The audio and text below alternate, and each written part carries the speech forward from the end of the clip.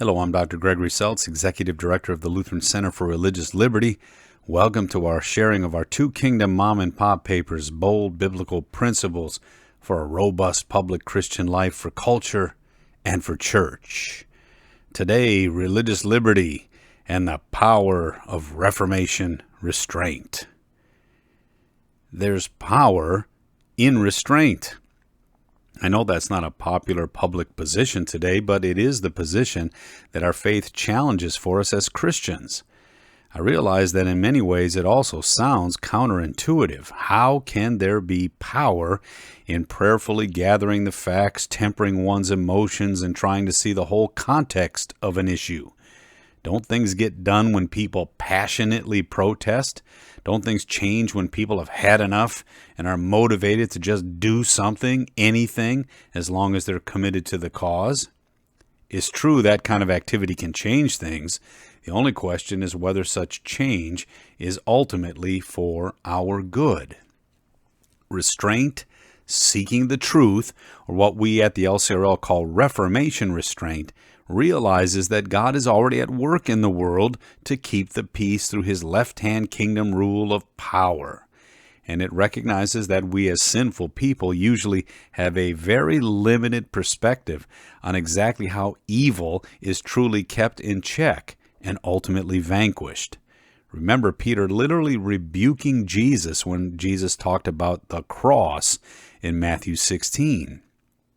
When Jesus tells us to give to Caesar what is Caesar's, that doesn't sound right. What if Caesar's corrupt? What if the authorities are seemingly only in it for themselves? Restraint, seeking the truth, knows that God is in control to preserve the world even then, as well as, of course, how he saves it through Jesus alone.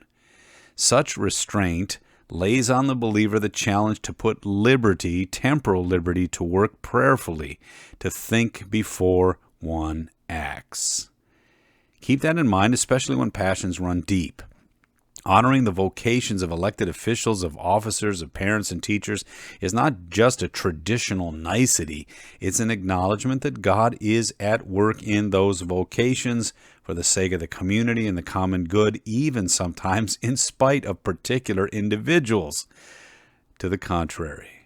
And it challenges us to seek the truth of a situation before we take our stand on what we believe is right for everyone. In St. Louis back in August 2014, the city erupted with the shooting of Michael Brown. In the middle of the chaos, the violent protests, and the general unrest, there was this pastor from the Wellspring Methodist Church, Pastor Willis Johnson, who I think embodied a restraint-seeking the truth attitude that provided a healthy way forward through the Ferguson unrest. His account was community-focused, somewhat restrained, because the facts were still unknown. He was sympathetic both to Brown and the officer, and he focused on maintaining a dialogue between the police and the protesters while seeking to maintain a civility that would serve the community. This is what he said. I don't live too far from Ferguson, from the police station. And then he said, I went to the station. For about 3 hours, I stayed with the young people who were obviously upset, frustrated, and angered.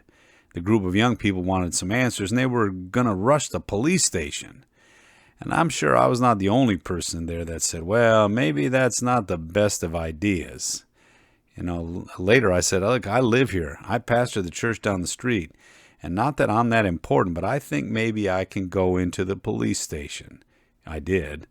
And the police would buzz me in. They buzzed me because somebody at the front desk knew who I was. And I said, hey, I know this is a very tense situation, and you all have a group of folk out here, though, who are demanding answers. I know that you probably can't talk to them, but is there any way I can talk to somebody in here and explain the situation? Pastor Johnson's actions demonstrated Reformation restraint in action.